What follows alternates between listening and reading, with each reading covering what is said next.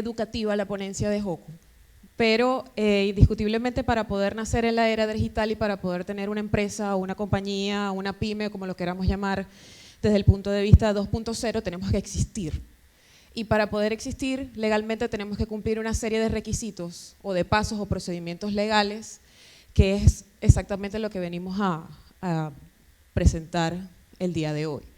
Entonces, en esta nueva era de lo que llamamos emprendimiento, es importante resaltar de dónde nace ese emprendimiento, o lo que legalmente conocemos como la pyme. Y ya vamos a explicar y vamos a detallar por qué se denomina pyme y cuál es la diferencia de esa persona jurídica que algunos consideran chiquitica en comparación con una macroempresa o con una industria o una fábrica.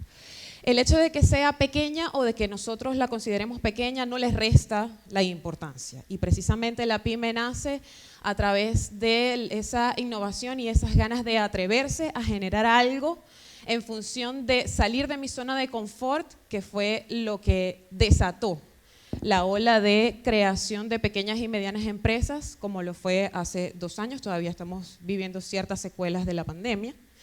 Y al estar ya abiertos ese mercado o ese comercio, pues básicamente el Estado Zulia y el municipio de Maracaibo, a través de ciertos organismos, ha tomado iniciativa para formalizar y para orientar y asesorar a quienes se consideran emprendedores y quienes quieran legalizar su emprendimiento, por llamarlo de esa manera. Entonces, legalmente, ¿de dónde nace la pyme? Lo que hoy llamamos emprendimiento. No es un término, no es un concepto nuevo.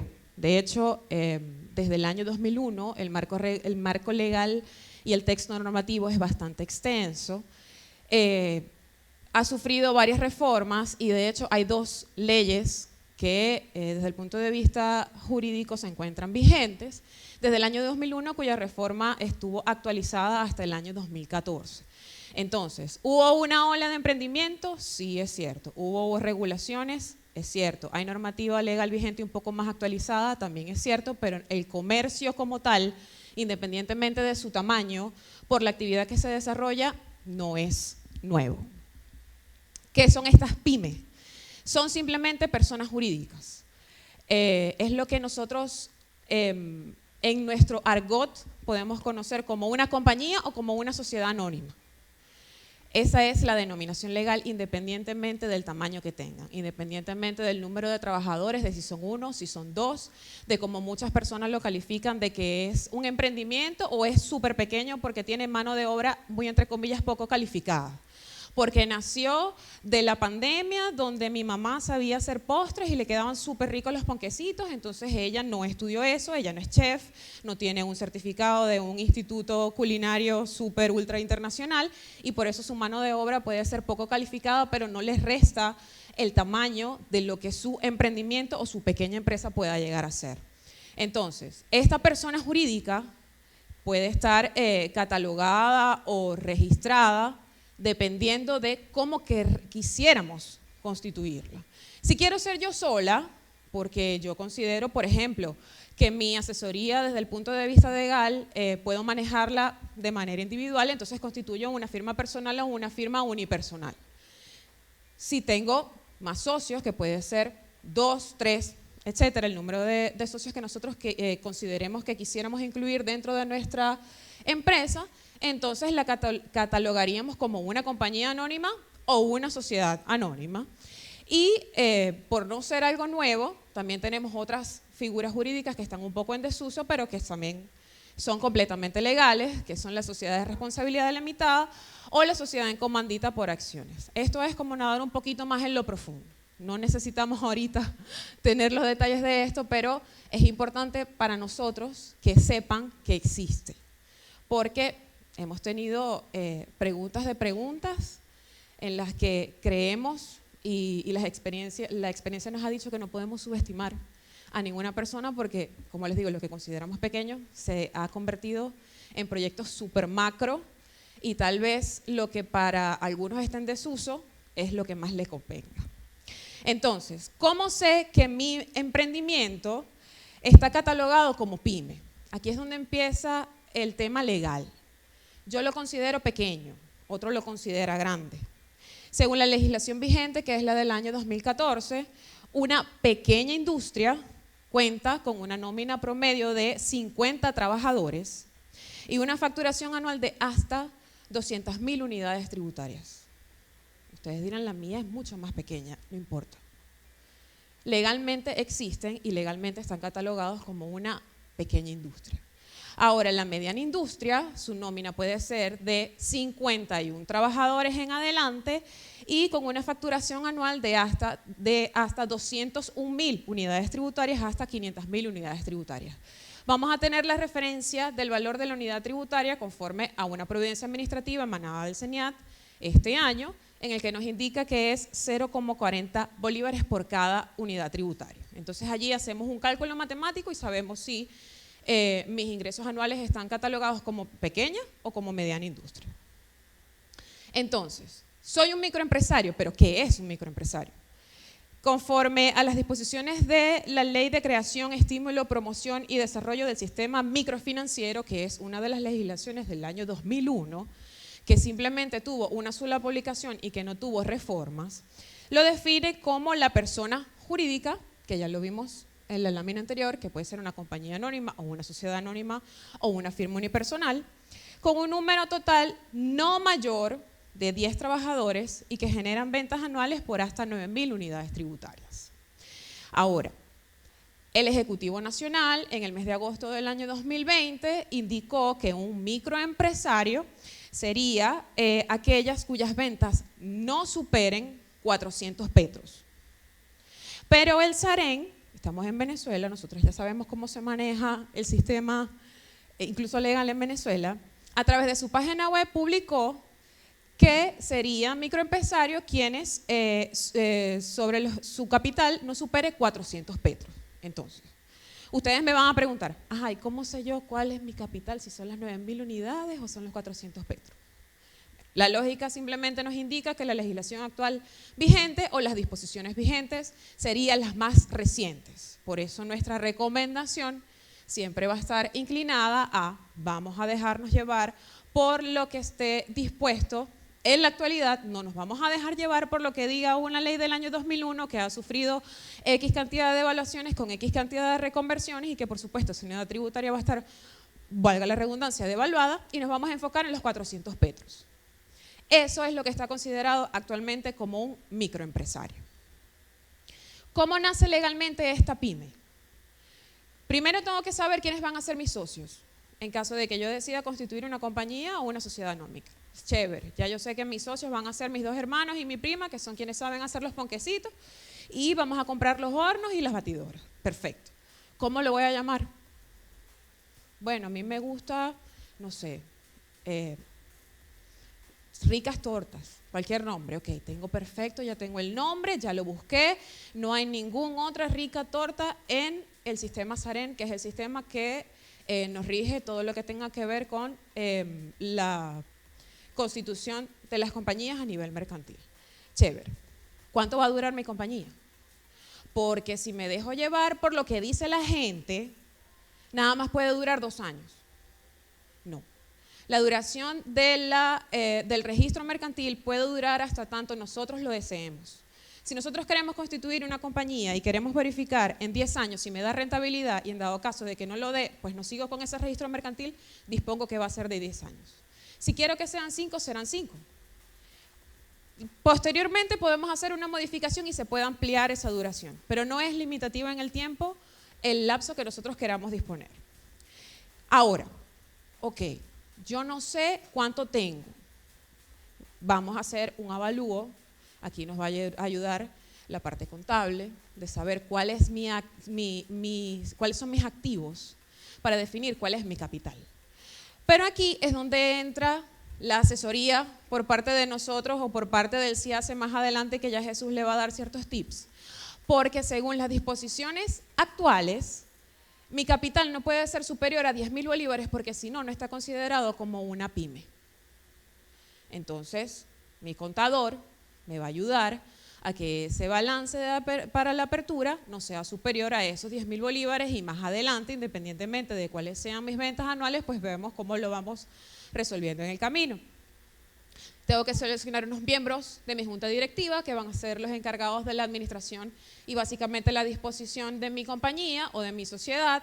Yo como accionista puedo ser miembro de esa junta directiva y tendré particularidades y actividades en específico. Debo seleccionar un comisario, que es quien va a velar por esa parte contable de la compañía. Y después que ya yo tenga todo eso definido, voy a registrar, se va a redactar y se va a registrar mi documento constitutivo. Después que yo tenga ese documento constitutivo, ya nació legalmente mi empresa.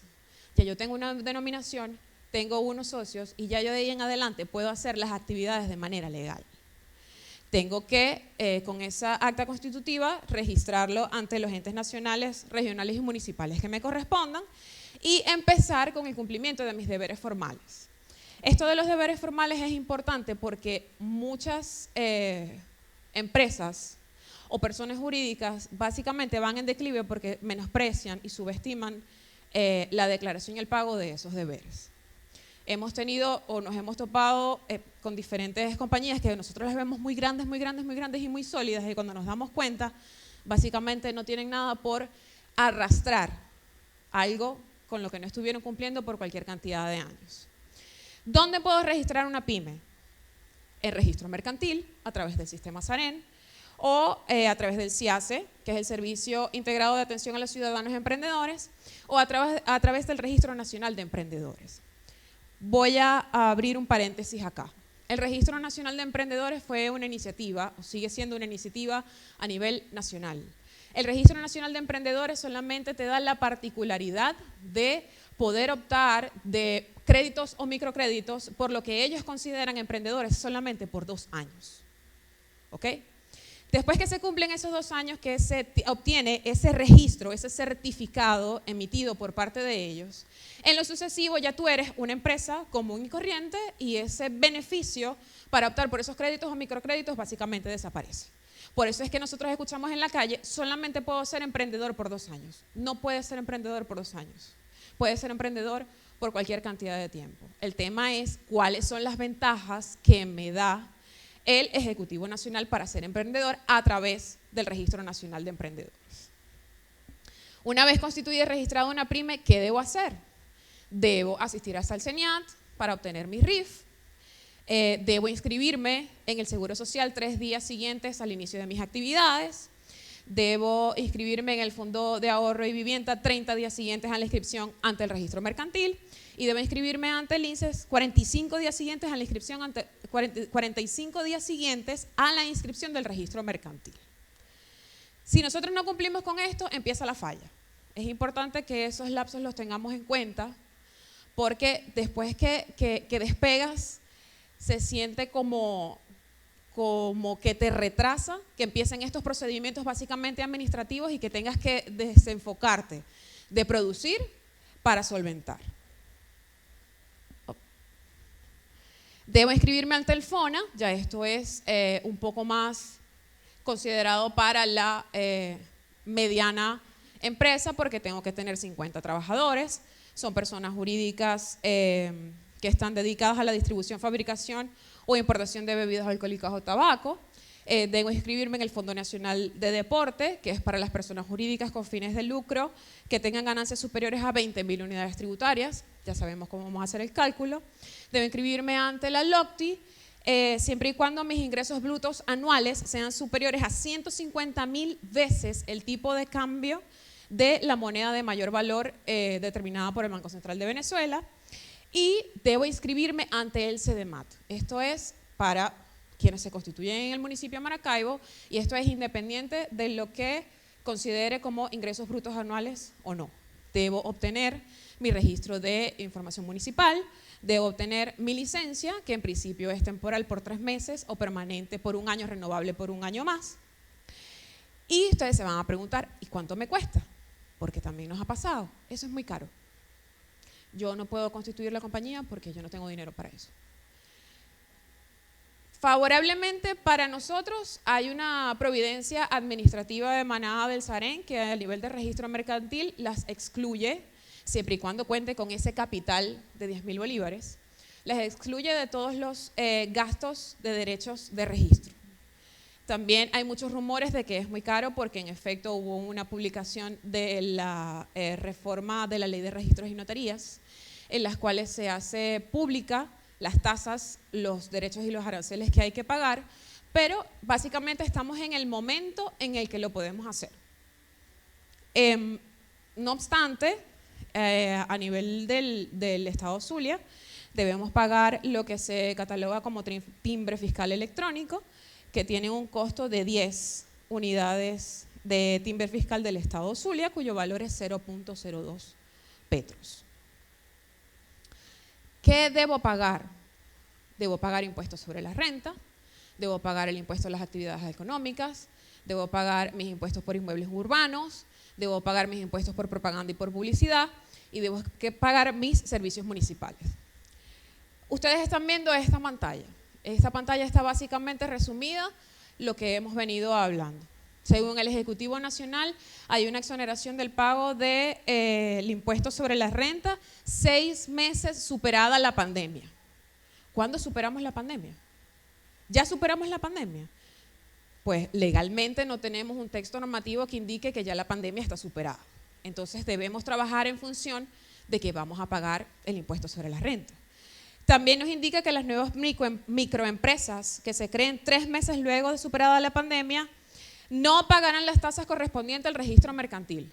Ahora tenemos una providencia administrativa que me las exonera. Es decir, no tiene nada que ver que se haya superado o no la pandemia esos 3 meses, porque ya lo puedo hacer. Todo lo que vayamos a hacer a nivel de registro mercantil que tenga que ver con pequeña y mediana empresa cuyo capital no sea superior a 10.000 bolívares está exento de pago. Y está la acotación de, que lo ven por acá abajo, para este fin se entenderá como microempresa aquella cuyas ventas no superen el equivalente a 400 petros anuales. Entonces, simplemente estamos reafirmando a través de esta publicación, aunque sea básicamente no sea completamente legal porque no es un texto normativo, pero de esta manera se está rigiendo que si mis ventas no superan los 400 petros anuales, estoy catalogado como pequeña o mediana empresa. ¿Qué es un emprendimiento? Esto lo definió la Ley para Fomento y Desarrollo de Emprendimientos, que fue publicada en el año 2021 y es una actividad económica con fines de lucro ejercida por una o más personas con personalidad jurídica y la finalidad es impulsar la iniciativa emprendedora. Se reconoce el derecho a emprender. Con nuestro Código de Comercio, que es del año 55, el emprendimiento ni pendiente. No creo que alguien fuera tan visionario para pensar que a través de una pandemia se podría iniciar tanto, que fuera tan volátil las ganas de querer hacer. Se consideran simplificados los trámites administrativos precisamente por esto que les estoy comentando sobre la exoneración del pago de derechos o aranceles. Se otorgan estímulos tributarios, ya que en efecto, en principio están exonerados del pago del impuesto sobre la renta. Estas exoneraciones son totales o parciales a aquellos cuyas ventas anuales no superen el equivalente a 10.000 veces el tipo de cambio de la moneda de mayor valor publicada por el Banco Central de Venezuela y tienen un carácter de obligatoriedad ante el Registro Nacional de Emprendimiento, que es una condición indispensable para el acceso a estos beneficios o estímulos que son los créditos o microcréditos y están catalogados como emprendedores para los primeros 2 años. Ahora, en el municipio de Maracaibo tenemos una ordenanza que es, está bastante reciente y esta ordenanza nos ofrece beneficios fiscales del 100% de la exoneración del impuesto sobre las actividades económicas, los primeros 6 meses de haber iniciado la actividad económica y a partir del 7º mes se puede actuar con carácter preferencial de otorgamiento de licencia a la actividad económica con un aforo especial de monotributo como microempresario. El CIACE dispone de personal capacitado para brindar asesorías durante el primer año. Eso quiere decir que después que ustedes constituyan su compañía tienen un lapso de 1 año para hacer cualquier tipo de verificación ante el CIACE que tenga que ver con esto y aclarar cualquier tipo de dudas. Y genera el Fondo de Garantía de Emprendimiento del municipio de Maracaibo con el objetivo de generar acceso a créditos requeridos para financiamiento de proyectos.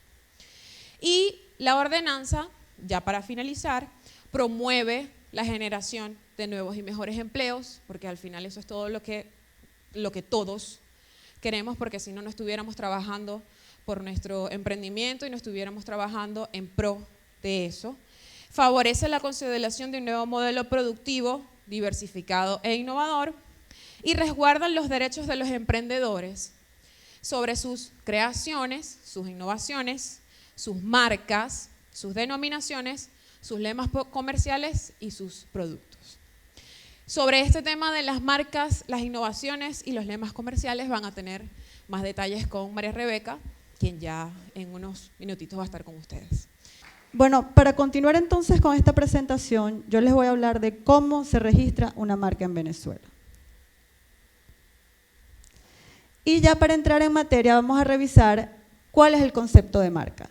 La marca es simplemente un signo independientemente del signo que sea, que va a identificar un producto o un servicio en el mercado. Eso es lo que es una marca.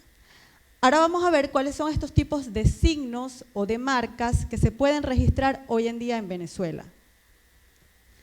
Las marcas que se pueden registrar en Venezuela son marcas tradicionales. En primer lugar tenemos las marcas denominativas, que son básicamente nombres, tal y como vemos aquí en estos ejemplos de Philips, Adidas, Toyota. Son nombres sencillos, que tienen una tipografía estándar, no tienen color, no tienen diseño, no tienen logo, solamente está el nombre. Luego tenemos las marcas gráficas que también se pueden registrar en Venezuela, que son aquellas que identifican productos y servicios a partir de unos elementos exclusivamente figurativos, es decir, con figuras, con logos, y no vamos a encontrar nombres como vemos en estos dos ejemplos de aquí, que solamente tenemos los logos. También podemos registrar las marcas mixtas. Las marcas mixtas son aquellas que se conforman por el nombre y por el logo, y son las que comúnmente se registran más a nivel mundial. También podemos registrar los lemas comerciales, que son esas frases o esas palabras que van a complementar a la marca. Es decir, debe preexistir una marca que es la que le va a dar vida al lema. Y bueno, aquí yo les puse unos ejemplos comunes, el de Red Bull, te da alas, y el de Just Do It. Y por último, podemos registrar también la denominación comercial, que suele confundirse con las marcas, pero como dije al inicio, las marcas van a identificar un producto o un servicio, mientras que la denominación comercial va a identificar únicamente a un establecimiento específico, a un negocio. Yo les puse aquí unos ejemplos de denominación comercial registradas. Ellas generalmente son usadas cuando el negocio no tiene una expectativa de escalar, de repente una ferretería o algún restaurante tradicional, que no me interesa registrar una marca como tal, pero sí protejo el nombre comercial con el que yo me identifico. Ahora vamos a ver la clasificación de las marcas. Las marcas se clasifican a nivel internacional en 34 clases de productos y 11 clases de servicios. Esta clasificación viene determinada por un acuerdo internacional que se llama Arreglo de Niza, porque fue firmado allá en el sur de Francia, en Niza, y básicamente el objetivo de esta clasificación, que es a nivel mundial, o sea, la mayoría de los países en el mundo se acogen a esta clasificación, incluyendo por supuesto Venezuela, y es que al momento en que yo voy a hacer la solicitud de registro de marca, de mi marca, yo tengo que especificar en qué clase de producto o servicio yo quiero que esa marca esté protegida. Y yo les puse aquí un ejemplo. Supongamos que yo hago cosméticos, esa es mi empresa, y yo estoy creando la marca de cosméticos. En el clasificador de NISA, yo tengo que clasificar mi marca en la clase número 3, que es la que corresponde a los cosméticos. Pero si yo quiero que esa misma marca se use para de repente hacer prendas de vestir o una ropa deportiva, cualquier tipo de ropa, pues entonces yo tendría que hacer una nueva solicitud de registro de marca y registrar esa marca en la clase 25. O sea, lo que quiero decir con esto es que en la clase en donde yo no registre mi marca, en principio, esa marca no va a estar protegida. Solo se va a proteger en las clases en las que yo las registre. Prohibiciones de ley. Este es un punto muy importante porque es muy fácil incurrir en estas prohibiciones. ¿Qué no puede ser mi marca o qué no puede contener mi marca? En primer lugar, las marcas no pueden ser signos descriptivos. Un signo descriptivo es aquel que a mí me va a transmitir de forma directa e inmediata las características del producto o del servicio que yo estoy comercializando. Yo les pongo aquí este ejemplo de Yoga Center. Cuando nosotros lo leemos, la traducción al español es un centro de yoga. Inmediatamente nosotros entendemos que es un sitio en donde nosotros podemos ir a practicar yoga. O sea, describe inmediatamente el servicio. Aunque es muy común verlo, eso no es registrable, está prohibido. Los signos genéricos tampoco pueden ser registrables, que son aquellos que están formados por aquellos nombres o aquellas figuras que comúnmente se utilizan para identificar un producto o un servicio. Y aquí les pongo el ejemplo de este logo que está aquí. Supongamos que yo hago galletas y se me ocurre hacer un logo que tenga una galleta y que diga el nombre galleta. Eso es una palabra genérica y está prohibida porque yo no puedo apropiarme de ese término genérico con el que comúnmente nosotros nombramos ese tipo de alimentos. Ok, tampoco las marcas, por supuesto, no pueden tener ningún tipo de palabras inmorales, ni figuras inmorales, nada que atente contra la moral y las buenas costumbres. Tampoco pueden tener símbolos patrios, nada de bandera, nada de escudo nacional, ni municipal, ni ninguna bandera de alguna nación extranjera, ni de Italia, ni de España, nada de eso. Tampoco pueden tener signos de organizaciones internacionales conocidas como la ONU, la OEA, la Cruz Roja. Tampoco puede tener nombres de ciudades, ni de países, pueblos, nada de eso. Yo tampoco puedo poner en mi logo una forma de un artículo en su estado natural. Yo puedo poner una manzana, pero yo tengo que modificar esa manzana y hacerle un diseño a esa manzana. Esa manzana en su estado natural no la puedo registrar como marca. Un color por sí mismo tampoco lo puedo registrar. Yo no puedo apropiarme del color azul o del color rojo. Tampoco las figuras geométricas básicas. Igual, como dije anteriormente, pueden estar, pero deben tener algún tipo de modificación, de algún diseño. Y obviamente aquellas marcas que se parezcan gráfica o fonéticamente a otras están prohibidas. Aquí les puse un ejemplo de una marca que pues se parece a Puma, eso está prohibido, no puede ser registrable. Ahora bien, yo les acabo de decir aquí todo lo que no puede ser marca y que de repente lo han visto en el mercado, algunas marcas que tienen esas condiciones pero que no pueden ser registrables, pero vamos a ver cuáles son las marcas que sí se pueden registrar. Y como yo les digo aquí abajo, no sé si se lee bien, yo no lo leo bien, pero entre más novedoso, más fantasioso, sobre todo fantasioso, ingenioso, sea el logo y el nombre, mayores probabilidades de registro va a tener esa marca. Y aquí les voy a dar las pautas. La primera es que podemos registrar una marca arbitraria. ¿Cuándo es una marca arbitraria?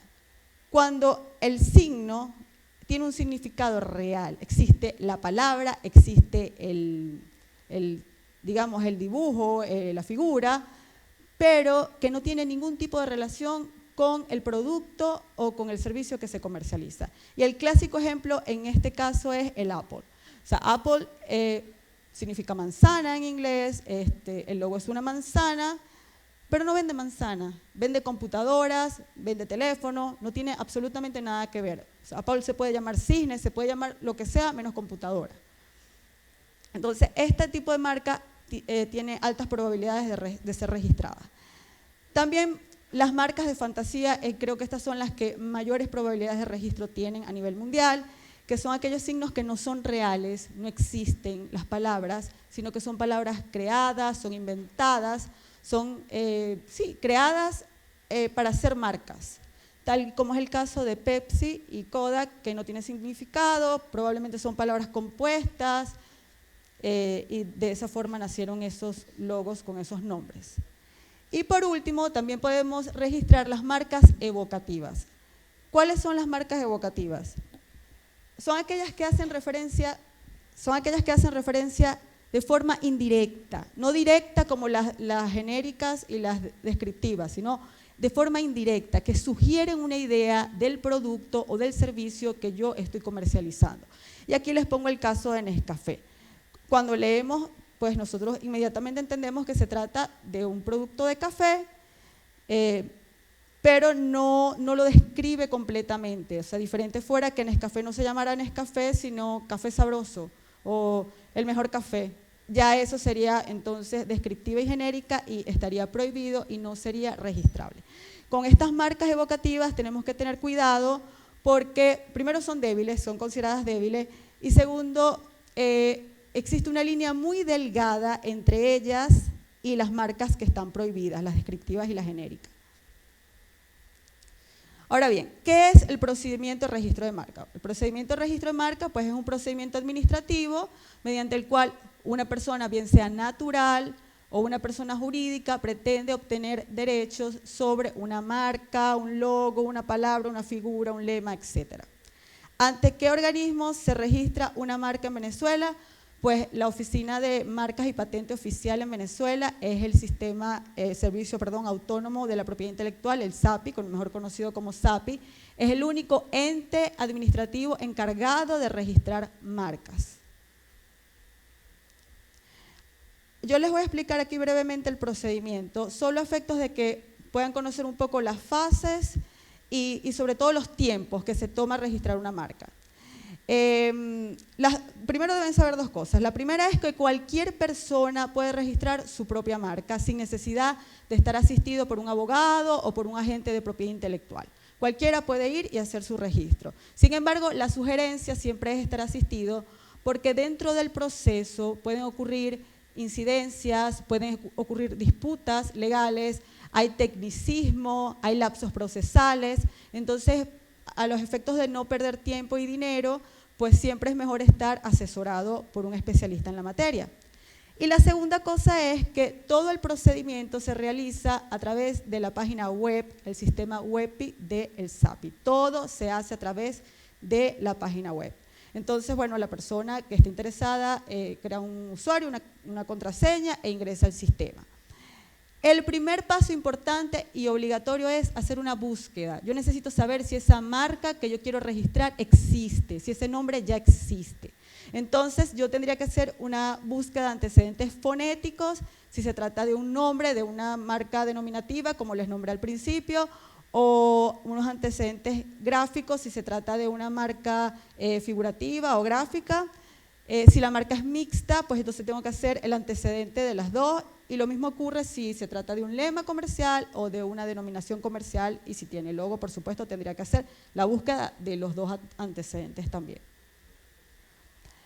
Supongamos que yo después que haga la revisión de la búsqueda, mi marca está disponible y hay grandes posibilidades de ser registrable, entonces yo formalmente hago una solicitud de registro de marca y se hace simplemente llenando una planilla, que es la planilla FM02 en la página web, en donde yo básicamente voy a colocar los datos de la persona tramitante, datos del apoderado si lo hace a través de un apoderado, tengo que colocar la clase, si por ejemplo es un restaurante, yo tendría que decir que lo voy a clasificar en la clase 43 del clasificador de NISA, tengo que colocar si es una marca de productos, si es de servicio, debo colocar si se trata de una marca denominativa, de lo que hablamos al principio, mixta, un lema, etc. Y por supuesto, debo colocar la imagen del logo con las descripciones técnicas de ese diseño gráfico. Al mismo tiempo debo preparar un expediente, que son los recaudos que yo debo consignar, son unos recaudos sencillos, son los recaudos que comúnmente se solicita para cualquier trámite aquí en Venezuela. Si es una persona jurídica, pues están estos, si es una persona natural, aquellos que están allí. Y bueno, debemos estar al momento de hacer esa solicitud en contacto con el SAPI a los fines de verificar si no ha habido algún cambio o han añadido algún requisito. Entonces, luego que yo tenga mi planilla y que yo haya hecho mi expediente, yo remito una información vía correo a través del sistema y también debo ir al SAPI, y esa es una de las pocas veces que nosotros tenemos que apersonarnos ante el SAPI, que la sede es en Caracas. Todo se hace por Caracas, o sea, en la página web y cuando tenemos que consignar el expediente en Caracas. Y ahí consigno mi expediente. Inmediatamente que el expediente es recibido, pasa a un examen de forma, en donde van a verificar si esos requisitos de forma están en orden, o sea, los recaudos, la forma en cómo llené la planilla, y en esta fase el expediente puede demorar hasta 4 meses en esta parte de la revisión de forma. Si todos los requisitos están en orden, entonces se hace una publicación en prensa solo a efectos jurídicos y después se hace una publicación en el Boletín de Propiedad Industrial del SAPI, que es a los efectos de oposición. Supongamos que una persona interesada verifica que yo estoy solicitando una marca y considera que esa marca puede presentar algún tipo de confusión con su marca porque es muy parecida o es exactamente igual, entonces esa persona se puede oponer. Si eso ocurre, entonces una disputa legal y toma otro curso, ahí necesariamente necesita un abogado, y por supuesto se tarda más el proceso. Pero supongamos que todo va bien y nadie se opone al registro de mi marca, entonces ahí en esa fase puede tardar entre 3 o 4 meses en la publicación del Boletín de Propiedad Industrial. Luego pasa un examen de fondo para verificar si cumple con los requisitos de registrabilidad, si no es una marca descriptiva, genérica, lo que hemos hablado, no tiene ninguna prohibición. Y en esta fase puede durar hasta 6 meses. Si la marca es concedida, entonces finalmente el SAPI obtiene lo que queremos, que es nuestro certificado de registro, y el tiempo total del procedimiento sin incidencia, sin disputa legal, sin devoluciones de fondo o de forma, que es lo que puede ocurrir allí, es entre 12 a 18 meses. Ese es un promedio de tiempo que tarda en obtener el certificado de registro. Los costos en tasas oficiales para el registro de una marca, cuando digo tasas oficiales, son las tasas que se le pagan al SAPI, que están ancladas al petro, pero que obviamente pueden pagarse al cambio en bolívares, al cambio de la tasa del Banco Central de Venezuela, pero yo quise ponerles aquí un aproximado de lo que cuesta en dólares, que son $450 en tasas oficiales y se pagan por fases, por las fases que hemos explicado. Ok, la vigencia del certificado de registro son por 15 años y es renovable, es decir, que nosotros podemos obtener ese derecho exclusivo de nuestra marca de forma indefinida. Y ya para concluir, yo quise traerles algunas reflexiones de los beneficios y la importancia que tiene registrar una marca hoy en día, ¿no? Primero, por supuesto, la exclusividad de los 15 años y que son renovables y que puede ser indefinido. Segundo, esa seguridad que tenemos contra alguna persona que está imitando o que está haciendo un mal uso de nuestra marca. Nosotros podemos actuar teniendo un certificado de registro. Si es al revés, si de repente alguien considera que nosotros estamos plagiando su marca, pues podemos defendernos con nuestro certificado de registro. Obviamente se protegen los esfuerzos de trabajo y de dinero invertidos. Si es una marca que nosotros hemos estado trabajando durante muchos años en su posicionamiento, en su imagen, su reputación, pues al estar registrada nosotros aseguramos ese tiempo y ese dinero invertido. Obviamente se garantiza la identidad y distinción de la marca entre los competidores y esto es muy importante. Una marca legalmente registrada es la marca que nosotros podemos vender, transferir, licenciar su uso, licenciar en franquicias. Si la marca no está registrada, no tenemos certificado de registro, sería ilegal hacer una venta de esa marca o de esa franquicia. Y por último, también bien importante, es que la marca registrada es el activo intangible más importante que tiene una empresa. Hoy en día sabemos, y los que no sabemos, pues lo informo, las empresas más importantes del mundo valen muchísimo más por el valor de su marca que por el valor de sus activos fijos, como los edificios, oficinas, cualquier otro bien que puedan tener. Entonces, pues la invitación es emprender, es crecer, pero de forma normada y protegida. Y bueno, con esto concluyo mi presentación.